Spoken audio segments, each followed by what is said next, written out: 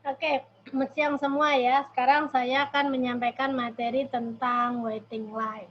Lalu kita harus pahami dulu terkait dengan judulnya. Waiting line ini bicara apa? Kita bicara tentang antrian. Ya, jadi waiting line ini ceritanya kita bagaimana mengelola atau memanajemeni suatu antrian di dalam suatu perusahaan. Ya. Oke, saya lanjutkan. Nah, apa yang harus teman-teman pahami di dalam materi ini cukup sederhana ya. Ada 5 hal seperti yang tertulis di dalam outline. Kemudian di sini tujuan pembelajaran yang harus teman-teman mengerti. Yang pertama di situ harus tahu karakteristik daripada arrival, waiting lines, and service system. Kemudian bisa mengaplikasikan model. Kemudian bisa menghitung cost analisis, menghitung lagi di sini terkait dengan multiple server, constant service time, dan terakhir di situ ada finite population model. Oke, sebagaimana kerangka materi di perkuliahan kali ini yang ceritanya adalah waiting line, dibahas dulu yang di sini di slide ini adalah teori antrian. Teori antrian mana? Teman-teman bisa lihat melalui gambar ini ya, atau kalau tidak pakai gambar, pastinya dari kita semua sudah pernah mengalami suatu antrian. Yang menjadi problem di dalam antrian itu bila mana antrian itu panjang sekali. Sehingga konsumen gitu ya, atau mungkin konsumen itu adalah bagian dari kita, harus menunggu lama di proses antrian itu supaya mendapatkan giliran untuk diberikan layanan. Ya, itu yang menjadi problem. Kalau antriannya cuma sebentar atau sedikit, tidak terlalu panjang, itu mungkin belum terlalu bermasalah. Nah, pertanyaannya sekarang yang menjadikan itu masalah siapa?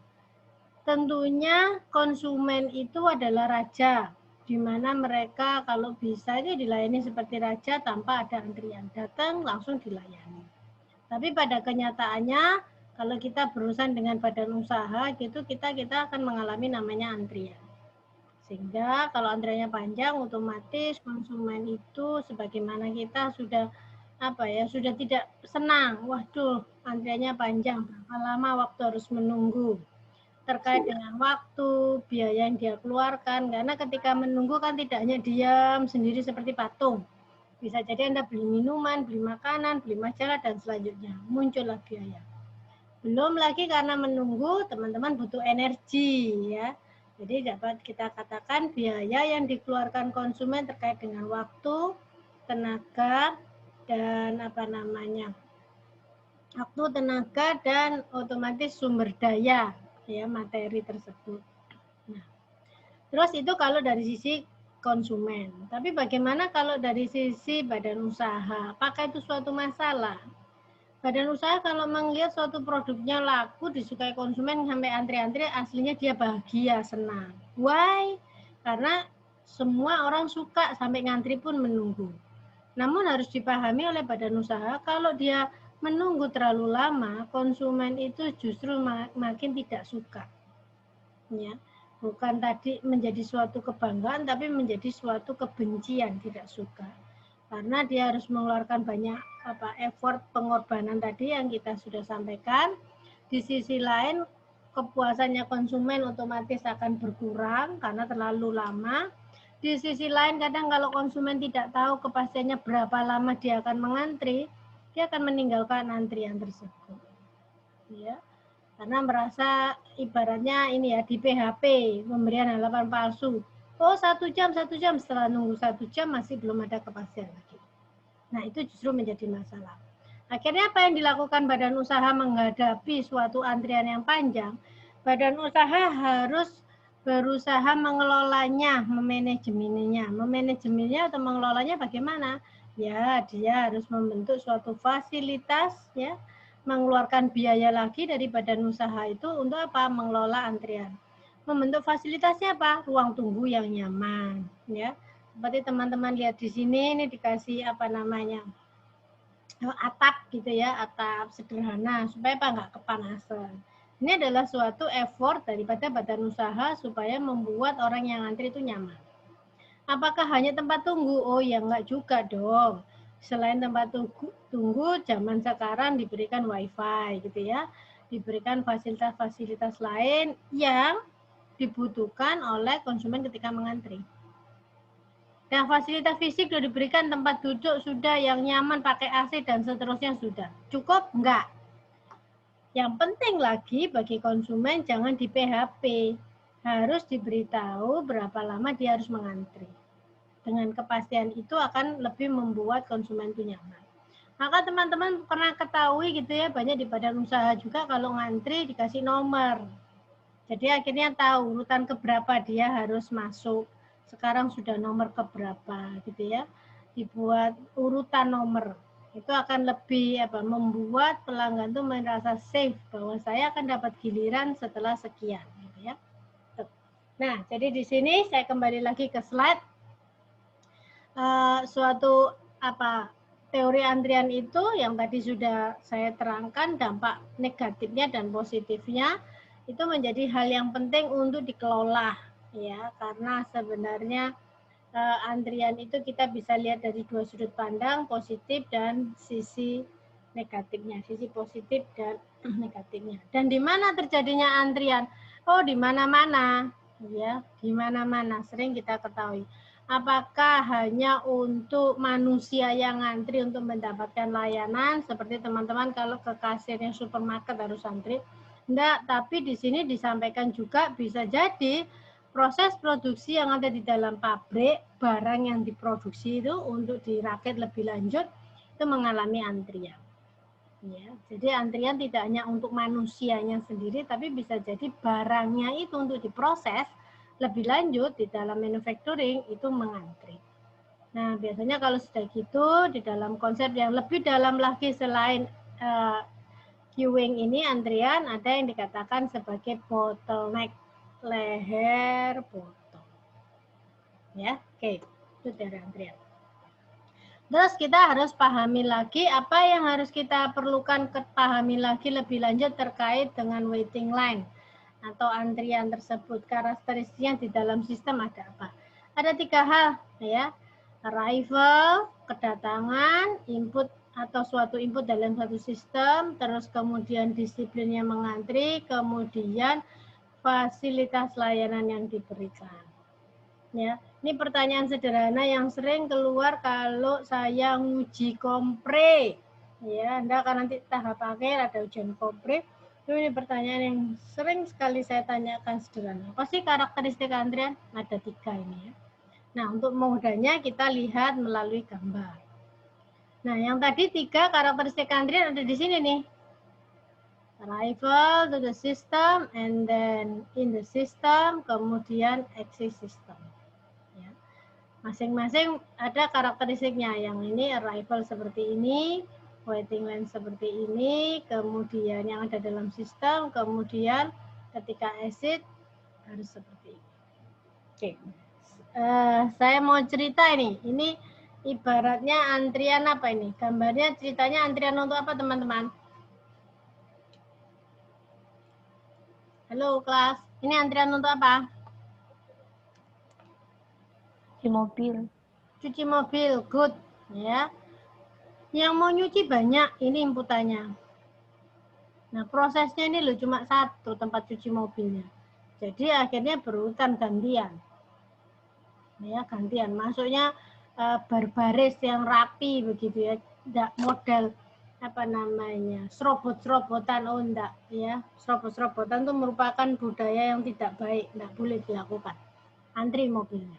Bukan karena mobil tok loh ya. Ini kalau mobil serobot-serobotan penyok semua, Bu. Iya, tapi manusia sebenarnya dalam antri aturannya juga nggak boleh serobot-serobotan. Seperti ini ya.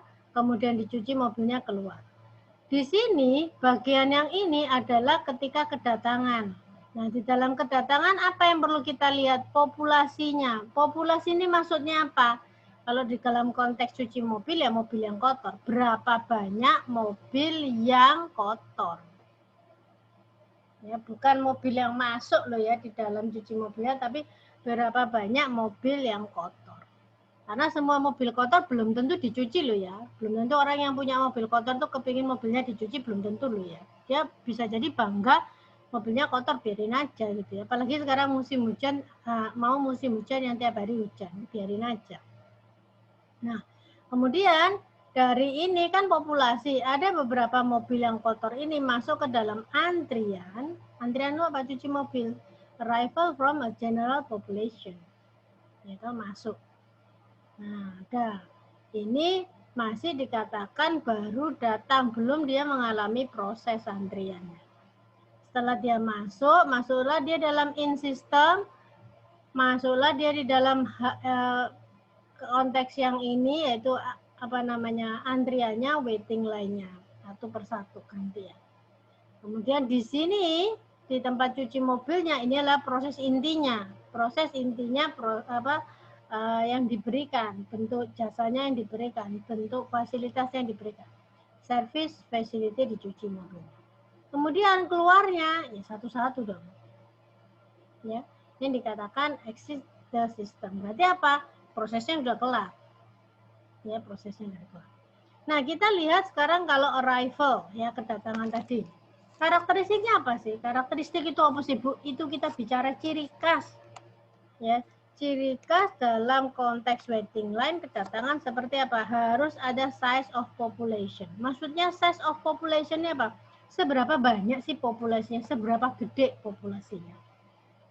Bisa jadi kalau apa namanya sekarang musim hujan gitu ya, tentunya akan banyak mobil kotor, otomatis populasinya gede. Tapi kalau musimnya kering gitu, ya populasinya apa namanya sedikit, ya. Dan sebaliknya yang besar apa Bu? Kalau kering gitu, yang besar mungkin orang servis sepeda ontel itu ya, karena kan teman-teman lihat pada masa pandemi. Mulai pertama pandemi banyak orang gabut ya. Gabut itu apa? Katanya ponakan saya itu apa? Makan gaji buta, nggak kerja. Aktivitas lainnya apa yang dilakukan? Yaitu olahraga. Pilihan olahraganya adalah naik sepeda ontel, sepeda kayu itu. Nah, akhirnya apa di situ? Kalau pada musim kemarau, populasinya sepeda ontel banyak. Antriannya kira-kira apa? Misalnya antrian untuk pompa ban atau reparasi. Bisa jadi di situ apa namanya terjadi antrian.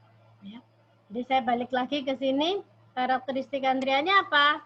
Size of population. Kemudian behavior of arrival, apa perilaku kedatangannya. Ada orang dalam antrian itu datangnya sendiri-sendiri, tapi ada orang yang datangnya bergerombol. Ya. Boleh ya, bolehlah suka-suka konsumennya. Ya, bergerombol, berkelompok. Ya. Kemudian di sini karakteristik lagi adalah statistical distribution of arrival. Jadi apa? Dibuat distribusi statistik untuk kedatangan. Nanti kita lihat distribusinya. Kemudian waiting line pada saat ngantri. Karakteristiknya apa? Limited versus unlimited. Limited itu apa artinya? Terbatas. Nggak dengar saya. Terbatas, Bu. Terbatas. Karakteristiknya terbatas dan tidak terbatas. Maksudnya apa? Yang ngantri itu loh. Ngantri itu dibatasi apa tidak terbatas? Ya. Kalau misalnya apa namanya fasilitasnya cuma satu, ya aslinya ya ininya yang ngantri ini juga dibatasi. Apalagi kalau ngantrinya kayak McDonald itu sampai ke jalan raya. Harusnya kan nggak boleh ngantrinya sampai ke jalan raya, kan mengganggu orang-orang yang lain karena jalan raya itu fasilitas umum, bukan punyanya McDonald. Nah, seperti itu. Terbatas dan tidak terbatas. Kalau antrian dibatasi banyak, ya mestinya namanya drive-thru ya jangan satu. Ya, ada beberapa apa namanya loket drive-thru-nya. Seperti kayak teman-teman lihat atau bukan lihat ya, teman-teman alami kalau teman-teman masuk jalan tol. Pintu tol apa namanya? Tiket itu yang sekarang kan pakai kartu ngetek itu kan pintunya banyak. Tidak terbatas, tidak terbatas. Yang masuk berapapun ditampung tuh sama jalan tol. Ya, bukan berarti kalau masuk 100 karena ini apa harus jaga jarak, mobil yang lainnya keluar? Yo enggak, ya enggak seperti itu. Walaupun dalam pandemi keluar kota, karena kan kita naik mobil ya, yang berdekatan mobilnya bukan orangnya. Ya, jadi enggak masalah untuk banyaknya orang yang masuk di jalan tol. Kemudian di sini kuing disiplin. Maksudnya apa? Disiplin dalam antrian. Pada faktanya kita semua konsumen lah ya. Kalau kita mengantri terus habis gitu yang antri banyak, kadang akhirnya kita timbul putus asa. Kita akhirnya meninggalkan antrian. Terus kelamaan 1 jam tinggal. Ya. Kita tinggal itu antriannya. Terus bisa jadi di sini apalagi ngantri kita kalau loketnya banyak kita pindah-pindah gitu ya, pindah-pindah yang loketnya sedikit supaya segera dilayani gitu ya. Terus ada lagi yang kita ngantri itu ya sabar mengantri, mau disobrot mau apa kita sabar aja ngantri, bisa jadi seperti itu ya. Jadi di sini yang maksudnya perilaku daripada orang-orang yang mengantri ya. Apakah mungkin Bu kalau mobil itu main serobot-serobotan? Mungkin enggak? Halo kelas, mungkin enggak? Dalam mengantri gitu, kalau antriannya dalam mobil-mobil mungkin nggak main serobot-serobotan? Halo kelas. Nggak mungkin. Nggak mungkin, Bu. Mungkin apa enggak? Nggak. Ayo yang cowok tadi siapa? Mungkin apa enggak yo? Enggak, Bu. Enggak. Wah, teman-teman belum pernah tahu berarti. Di Jakarta itu kalau kita masuk pintu tol, ya sangat memungkinkan antar mobil serobotan. Iya Bu, iya. Ketika berjajar begini ada slot kosong gitu, mobil tetangga bukan tetangga ya, line yang sebelah gitu ya, bisa langsung tiba-tiba masuk. Loh Bu, kok kayak gitu? Nggak sopan. Iya memang nggak sopan. Oh, ya, memang nggak sopan iya, tapi seperti itu bisa juga terjadi. Ya. Jadi kita mengantri sobot-sobotan, tapi bisa jadi bentuk fisik yang mobil ini bisa juga terjadi seperti itu. Kalau di dalam produk bagaimana? Produk misalnya di dalam pabrik, ya kan mereka produknya nggak bisa jalan sendiri. Itu kan semua pakai conveyor belt, ya jaringan belt yang berputar gitu. Selama beltnya nggak menyinggung tetangga sebelah, ya dia tetap akan berjalan pada jalurnya masing-masing. Ya, jadi ini di dalam antrian karakteristiknya itu bisa terbatas, bisa tidak terbatas, dan disiplin antrian. Kemudian kita lanjut ke karakteristik daripada jasa. Yang dimaksud di sini apa? Karakteristik daripada bentuk fasilitas yang dihadirkan di dalam proses layanan tersebut. Cara mendesainnya bagaimana? Kalau kita lihat dari contoh ini cuma ada satu station, ya satu loket begitu, dan hanya 1 kali tahapan. Kalau mobilnya mau dicuci cukup masuk di sini, nanti keluar bersih dah, nggak ada tahapan-tahapan berikutnya. Tidak ada ini kena air misalnya terus pindah lagi tahapan kena sabun terus pindah lagi tahapan dibilas terus pindah lagi tahapan dikeringkan kayak orang mandi gitu, enggak ya, cukup masuk satu nanti keluar lagi. Maka ini kita mendesainnya menjadi satu loket dan satu tahapan ya. Kebetulan mendesainnya seperti ini. Boleh tabuk berapa tahapan? Ya boleh lah. Boleh tabuk beberapa loket? Ya boleh lah. Nanti kita lihat lebih detail di slide-slide berikutnya. Oke, sampai sini ada pertanyaan teman-teman bagian dari waiting line tersebut? Halo kelas. Ya Bu. Ada ya, kita lanjut. Nah, karakteristiknya tadi saya sudah cerita. Kalau arrival karakteristik tadi sudah berapa banyak populasinya, bisa unlimited atau limited gitu ya. Kemudian datangnya ini pakai distribusi, kemudian perilakunya tadi sudah. Oke, ini distribusi Poisson ya, rumusnya seperti ini. Pakai Len, teman-teman masih ingat ya. apa namanya? Ini angka yang sering dibahas sekali ketika teman-teman SMA. Kita lihat distribusinya seperti apa? Seperti ini. Ya. Ini berbeda apanya? Berbeda daripada apa ini? Simbol lambda ya. Simbol lambdanya seperti ini. Kalau lambdanya 2, bentuk distribusi Poissonnya seperti ini. Kalau lambdanya 4 seperti ini. Anda perhatikan ini. Kalau 2 berarti apa? Dia ada di puncak di awal-awal. Ya, tinggi sekali. Ya. Tapi kalau lambda yang kita pakai di dalam rumus distribusi Poissonnya ini cuma 4 begitu ya, lebih besar, maka dia hampir mendekati distribusi normal. Ya. Namun saya katakan lagi di dalam menghitung waiting line gitu ya, tidak ada ceritanya terdistribusi normal. Kalau distribusi normal itu kan kayak gunung begini nih, ya kayak apa namanya, ya kayak gunung begitu, kayak onta kan gelombangnya ada 2, tapi distribusi normal pakai salah satu gelombangnya. Berarti apa kalau begitu maksudnya? Nanti di pertengahan jam kerja itu terjadi peak hour, kemudian dia slow lagi. Tapi pada faktanya di dalam antrian begitu ya, tidak ada ceritanya di akhir apa di tengah-tengah itu peak terus melandai gitu, enggak. Mesti di awal itu sudah rame, ya rame gitu langsung naik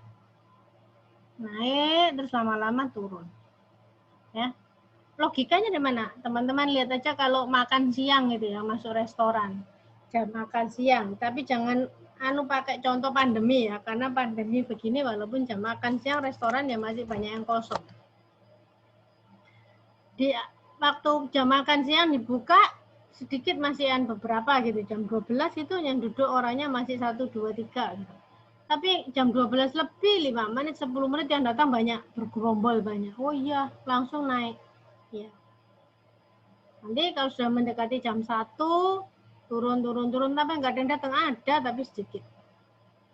Ya, makanya di dalam antrian digunakan apa penghitungannya adalah asumsinya adalah distribusi Poisson. Bukan normal distribution atau distribusi yang lain, enggak, tapi distribusi Poisson. Yang dimana kecenderungannya adalah squishing ke kiri, maksudnya apa? Kemiringannya ke kiri, ya, ke kiri daripada gambar tersebut. Oke, ini tadi saya sudah cerita waiting line karakteristik unlimited sama limited gitu ya. Kemudian disiplin mengantri. Pada dasarnya orang mengantri itu ya yang datang duluan ya itulah yang dilayani duluan ya. Terus kadang-kadang ada gini Bu, orang prioritas gitu ya. Kalau teman-teman apa namanya kayak ke Universal Studio itu atau permainan yang lain yang ada di Jakarta, bayar tiketnya lebih Bu, nggak pakai ngantri langsung. Bisa jadi seperti itu. Ini ikut di model yang seperti yang nomor 3 karakteristik. Mungkin Pak Pi dibuatkan jalur khusus bagi orang-orang yang bersedia membayarkan harga premium. Oke. Ini tadi yang saya cerita servis karakteristik. Ya. Bisa dibuat untuk single server atau satu loket atau loketnya banyak. Ada yang dibuat satu tahap ataupun tahapannya banyak. Kemudian waktu memberikan layanan. Ya, asumsinya apa? Ya harus konstan. Siapapun yang dilayani harus konstan. Makanya teman-teman perhatikan kalau Anda ke bank, ke teller begitu ya, atau mungkin customer service gitu ya, biasanya teller lah. Transaksi apapun di depan teller gitu ya, ada kayak jam pasirnya. Harus bolak-balik 2 kali misalnya, itu udah paling maksimum. Ya. Itu dibuat apa? Supaya layanannya konstan. Kalau lebih, ya berarti yang melayani itu si teller kerjanya lambat. Ya. Atau bisa jadi juga teman-teman lihat, enggak tahu kalau sekarang ya. Saya biasanya kalau McDonald tuh yang akhir-akhir ini saya lebih sering drive-thru. Tapi kalau dulu kan pakai jam pasir itu. Kalau sampai jam pasirnya balik lagi terus layanannya belum ada, Anda akan dapat kun gratis. Pernah ngalami itu enggak? Belum, Bu. Belum pernah ya. Dulu McDonald punya program seperti itu. Supaya apa?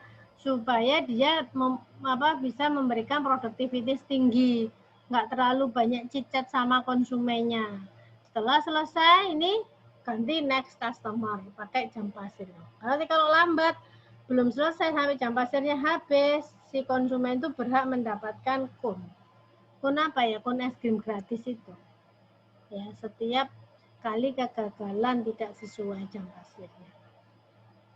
Oke ya, tapi apakah mesti harus begitu? Logikanya harus begitu, sehingga ketika menghitung antrian kita tahu bahwa ini prosesnya semua berjalan normal. Tapi kadangkala ada yang nggak normal, maka kita gunakan ini, negative potential distribution. Kita lihat nih, negative potential distribution, nanti di slide berikutnya ada. Oke, sekarang kita bicara tentang desain yang tadi. Nah, yang pertama ini adalah contoh single server and single page system. Ya, single server itu servernya itu logika pemahaman sederhananya adalah loket tiketnya single, berarti kan satu. Single page hanya satu tahapan. Contohnya kita lihat di sini adalah a family dentist office.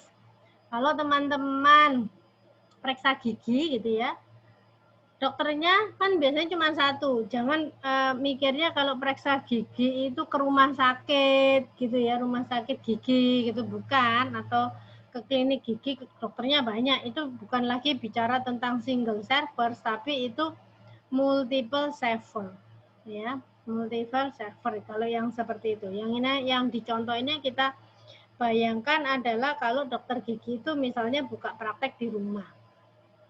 Ya, ada single server. Anda dokternya kan cuma satu tuh karena dia praktek di rumah. Anda masuk gitu ya, datang, oh ada banyak pasien masih duduk manis dulu menunggu. Dikasih tempat duduk itu merupakan bentuk bagaimana dokter itu melakukan manajemen antrian. Kasih tempat duduk yang nyaman, bisa mungkin dikasih air putih, aqua gelas, AC, wifi, majalah, dan seterusnya. Ya, toh? Supaya apa? Supaya pasiennya betah menunggu. Nah, terus habis gitu masuk ke dalam prosesnya periksa gigi. Di dalam ruangan itu kan mau cabut kayak mau pasang kawat, mau pasang gigi palsu, apapun hanya di dalam ruangan itu kalau sudah keluar selesai prosesnya. Itu yang dikatakan kita sebagai single phase. Ya, satu tahapan saja. Setelah selesai proses, selesai sudah boleh pulang. Ya.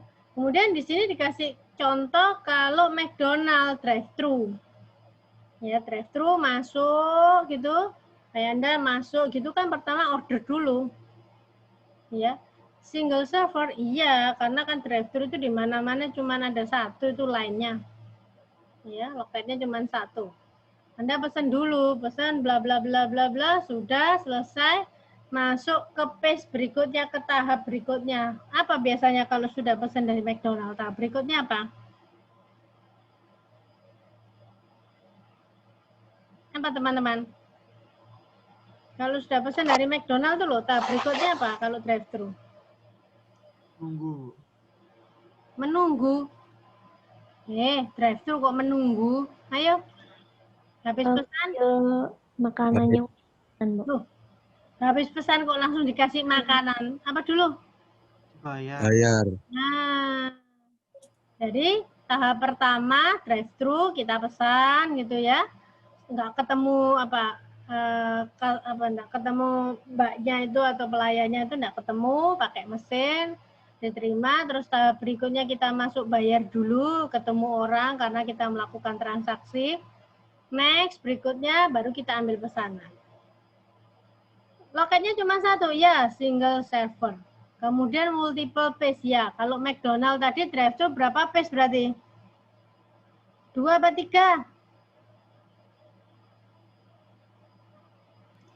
2. Loh, halo teman-teman. 2 apa 3 loketnya anunya, phase-nya, tahapannya? 2, Bu. Iya. Oh, 3, Bu. 3, Bu. Ini teman-teman di Jawa apa di luar Jawa sih? Saya di luar Jawa jadi udah agak lupa. Ya sudah maklum kalau yang di luar Jawa. Tapi kalau di Jawa ya, McDonald itu 3 tahapan. Anda terima pesanan, Anda melakukan pemesanan, mobilnya jalan lagi, bayar, terus mobilnya jalan lagi, ngambil pesanan. Berarti di situ dikatakan multi phase, tahapannya ada 3. Oke ya, ini kita bicara single and single phase, terus kemudian single server and multi phase. Ini penting Anda pahami gitu ya dalam konteks ini, gambaran ini, karena kita nanti di akhir akan bicara rumus-rumusnya ya. Oke, di sini contohnya multi server and single phase. Bisa dipahami ya, antriannya ada di sini gitu ya. Ini contohnya apa? Contohnya paling gampang kalau teman-teman ke bank. Ya, ini dikatakan post office. Sudah lama kita nggak pernah ke post office ya. Ini contohnya aja di bank. Anda datang, dikasih nomor kan kadang. Atau kalau enggak duduk manis, tunggu antrian. Nanti loket yang mana yang kosong silakan aja masuk. Ya, atau Anda mau check-in pesawat, itu kan kadang loketnya banyak. Ya, antrian, mana yang kosong langsung masuk. Channelnya banyak, servernya banyak, tapi tahapannya cuma 1. Semuanya cuma sekali. Ya, atau kalau enggak Anda ke imigrasi, udah lupa kali ya, udah berapa bulan enggak pergi-pergi ya, ke imigrasi, itu kan juga gitu. Antri yang nanti imigrasi yang mana loketnya kosong, silakan masuk. Oke ya. Sampai sini ada komentar. Ini kalau loketnya banyak, tahapannya banyak juga. Ini tahapannya kebetulan cuma 2. Tahapannya boleh berapa ya? Terserah. Bentuk desain jasa yang ingin di-create seperti apa, disesuaikan. Kalau McDonald tadi 3. Mau dibuat 2 boleh, Bu? Ya boleh. Apakah 2 itu sudah bisa menyelesaikan prosesnya belum? Kalau belum, memang tidak bisa 2 ya 3. Ya tidak mesti harus sekian, tidak mesti, tidak ada ketentuannya, tergantung daripada desain jasanya seperti apa. Oke, sampai sini teman-teman ada pertanyaan untuk gambar ini? Halo kelas? Ada, Bu. Lanjut ya. Nah, ini yang tadi saya cerita, negatif exponential distribution. Maksudnya apa? Ya, semakin lama dia grafiknya seperti ini. Kalau tadi yang Poisson kan kebalik tuh, spacing ke kiri. Kalau negatif semakin menurun, eksponensial seperti ini. Oke ya. Nah, kemudian mulailah kita masuk yang lebih detail. Kita akan melakukan pengukuran, kinerja pengukuran daripada antrian. Apa aja yang harus kita ketahui datanya sebelum kita memanage antrian tersebut, mengelola antrian tersebut itu bentuknya seperti apa, kita harus tahu 1 sampai 7 ini ada dulu. Ya. Yang pertama, average time. Maksudnya apa average time? Berapa waktu rata-rata pelanggan atau barang tersebut di dalam antrian? Waktu nunggunya dia berapa lama sih? Ya, jadi kita akan memanage antrian, kita harus tahu data-data ini. Berapa lama sih rata-rata orang nunggu di situ? 1 jam, sekian menit gitu ya, atau sekian jam gitu ya. Bu, kalau hari, ya kalau hari ya sudah jelas keliru. Nah ya satuan kok hari kamu mau atau ngantri berhari-hari. Oh ya berarti apa? Ya berarti apa? Layanannya itu sangat-sangat kurang, sedangkan permintaannya sangat-sangat berlebihan. Ya makanya nggak mungkin dibentuk hari. Ya jangan hari lah. Kalau hari itu ya ibaratnya perusahaan itu atau badan usaha tersebut demandnya sangat-sangat banyak. Tapi itu pernah, apakah itu benar-benar ada terjadi loh? Ya ada. Nggak usah jauh-jauh lah. Kalau teman-teman mau ngurus paspor itu kan, besok mau ngurus paspor, nggak bisa. Mesti harus ngantri dulu. Ya, ngantri dulu, lihat harinya yang kosong, kapan kan begitu ya. Ya. Oke. Kemudian kedua, average queue length. Panjang antriannya berapa? Ya, panjang antriannya berapa? Kalau ini waktunya, ini panjangnya. Berarti dalam satuan panjang, iya. Ya. Kemudian berikutnya, average time each customer spend in system. Kalau yang ini tadi, kalau yang ini tadi atasnya kita mengantri dalam antrian, kalau ini kita mengantri di dalam sistemnya. Sudah masuk di dalam sistemnya. Ya. Kemudian yang ini dalam sistemnya ini maksudnya apa? Maksudnya kita mengalami proses layanan itu berapa lama? Waktu yang dibutuhkan pelanggan dalam mendapatkan layanan. Terus kemudian yang ini nomor 4 jumlahnya berapa? Ya, halo, ada pertanyaan? Oke, saya lanjutkan ya. Yang nomor 4 ini berapa banyak pelanggannya di dalam sistem. Terus kemudian probability service layanan itu akan terhambat berapa. Kemudian penggunaan daripada layanan itu utilization dalam sistem.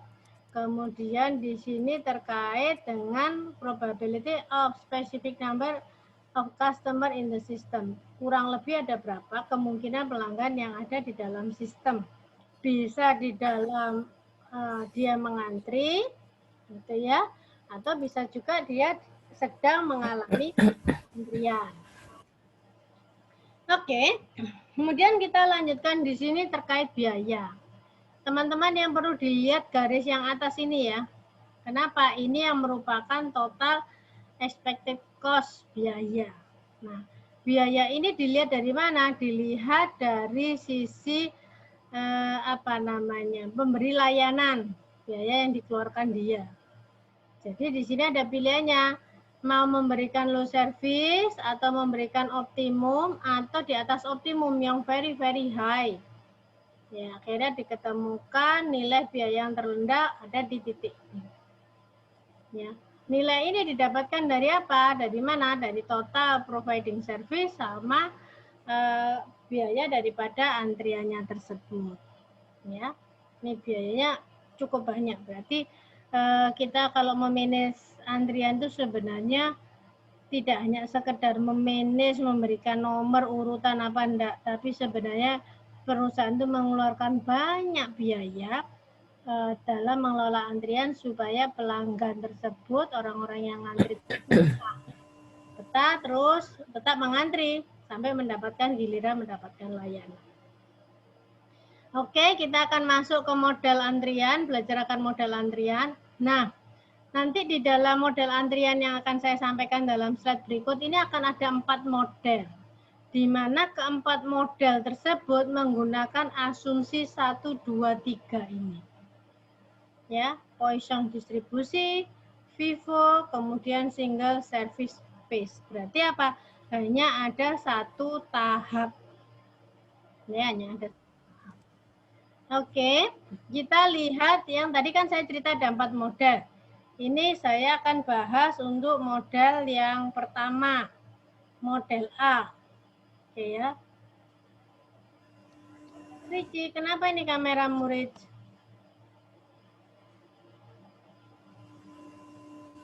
Sorry, saya belum waktunya join. Nah, kenapa saya nggak dengar, Ricci? Maaf Bu, saya belum waktunya join, saya jam 3. Duh, kok belum waktunya join? Ini mata kuliah DDMO kok. Saya sidang Bu. Oke. Oh ya, jam 3, sorry Bu. Oke, ya. Oke, tadi saya cerita apa ya?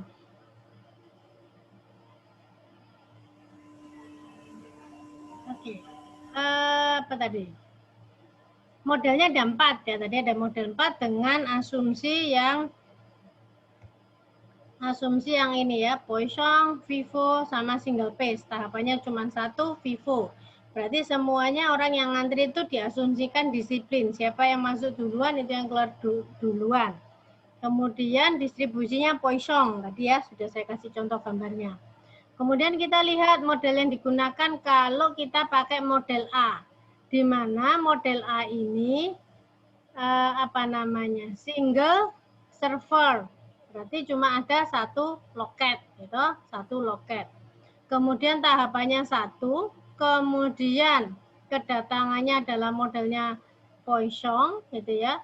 Service time-nya negatif eksponensial. Maksudnya apa? Setiap orang yang mendapatkan layanan, durasi waktunya nggak sama. Si A, si B, si C nggak sama. Makanya kita asumsikan sebagai negatif potensial. Kemudian populasi kedatangannya unlimited, tidak terbatas ya. Kemudian di sini karakteristik antrinya vivo ya. Ini dengan model A. Kemudian model B ya, model B ya. Ini multiple server, berarti loketnya banyak. Lainnya sama nih, karakteristiknya lainnya sama kayak model A. Ya, cuman kalau model B channelnya, loketnya banyak. Model C constant service. Yang konstan apanya? Yang konstan ininya, service time-nya. Ngantrinya itu durasi setiap konsumen mendapatkan proses layanan itu sama terus. Misalnya 10 menit setiap konsumen, mau konsumen A, B, C sama semua 10 menit. Konstan, ini model C. Kemudian loketnya apa? Gimana loketnya? Loketnya cuma satu. Ya, tahapannya juga sama satu, lainnya sama seperti asumsi tadi. Vivo, kemudian distribusi Voicong, ya. Dan yang D, finite population, ya. Finite population. Finite population ini apa berarti? Halo kelas. Finite artinya apa? Terbatas, Bu. Enggak jelas aku apa? Terbatas. Terbatas ya. Berarti populasinya terbatas. Maksudnya apa ya? Yang tadi saya kayak cerita mobil tadi ya. Mobilnya banyak, mobil yang kotor banyak, itu dikatakan populasi. Tapi apakah semua mobil kotor dicuci? Belum tentu. Nah, di sini bicaranya mobilnya banyak, populasinya banyak. Loketnya cuma satu, tahapannya cuma satu, distribusinya kedatangannya Poisson, gitu ya. Kemudian ketika mendapatkan layanan, nggak mesti durasinya, setiap konsumen beda-beda. Kita menggunakan model rumus yang D. Oke ya, jadi di sini saya sudah menyampaikan 4 rumus tadi, A, B, C, D. Nah, berikutnya, slide berikutnya ini teman-teman bisa lihat rumus-rumus yang dipakai untuk tiap model berbeda-beda. Nanti kalau kalian melihat rumusnya, dilihat yang di sini ya. Jangan cuma dilihat judul slide-nya ini. Model A, rumusnya yang dipakai ini. Sampai dengan slide berikutnya. Kemudian model B, ini model B lebih complicated karena dia multiple server. Loketnya banyak, tapi tetap single page. Ya, single page seperti ini. Ya, kemudian ini masih rumusnya model B. Model B masih ini model C yang konstan, setiap konsumen yang datang mendapatkan durasi waktu layanan yang selalu sama, rumus C. Oke, yang finite yang tadi terbatas seperti ini asumsinya kalau kita menggunakan model D. Nah, inilah rumusnya model D.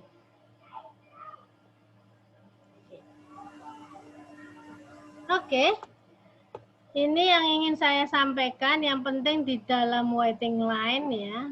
Karena rumus-rumus ini gunanya untuk apa? Supaya kita bisa mengetahui berapa lama layanan yang terjadi atau proses antrian yang terjadi dalam antrian tersebut.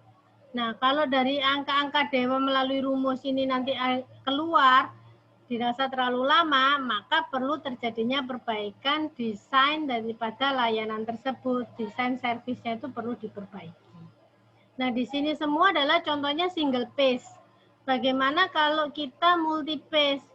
Nah, kalau multi phase berarti Anda bisa ngambil asumsi dari single phase tersebut, masuk lagi ke tahap berikutnya. Jadi nggak perlu diturunkan menjadi multi phase.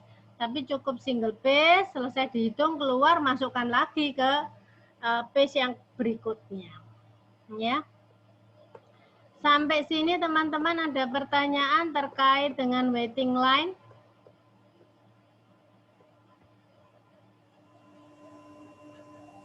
Halo kelas, ada pertanyaan? Belum, Bu. Belum, cukup jelas sudah? Jelas, Bu. Waiting line dari saya. Oke, saya tutup dulu ya untuk waiting line yang saya jelaskan tadi.